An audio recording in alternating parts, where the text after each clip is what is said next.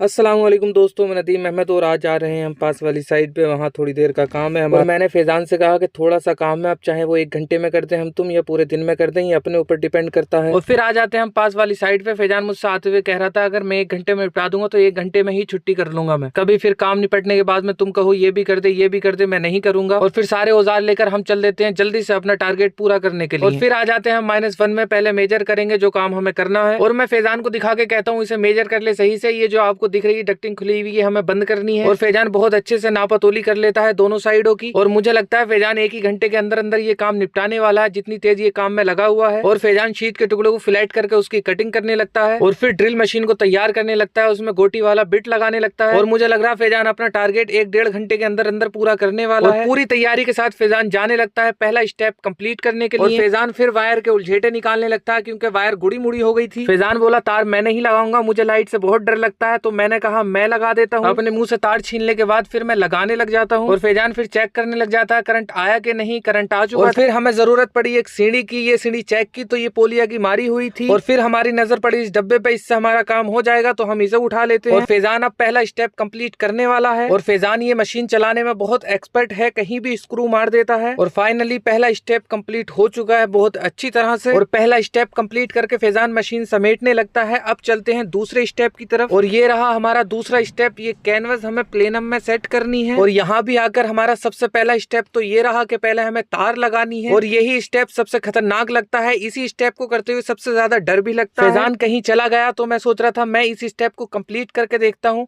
लेकिन मुझसे मशीन नहीं चल रही थी। मैं एक्सपर्ट नहीं हूँ मशीन चलाने में। और मैंने पहले ही कहा था फैजान बहुत एक्सपर्ट है मशीन चलाने में। तो फैजान ऊपर चढ़कर अपना सेकंड स्टेप भी कंप्लीट कर देता है। और फैजान 2 घंटे के अंदर ही दोनों स्टेप कंप्लीट करके बहुत खुशी के साथ वायर समेटने लगता है। और दोनों स्टेप कंप्लीट करने के बाद हम चल देते हैं घर की तरफ। इसी के साथ वीडियो यहीं एंड करते हैं। अगर आपको वीडियो अच्छी लगी हो तो लाइक जरूर करना, चैनल को भी सब्सक्राइब करना। मिलते हैं अगली वीडियो में, तब तक के लिए अल्लाह हाफिज।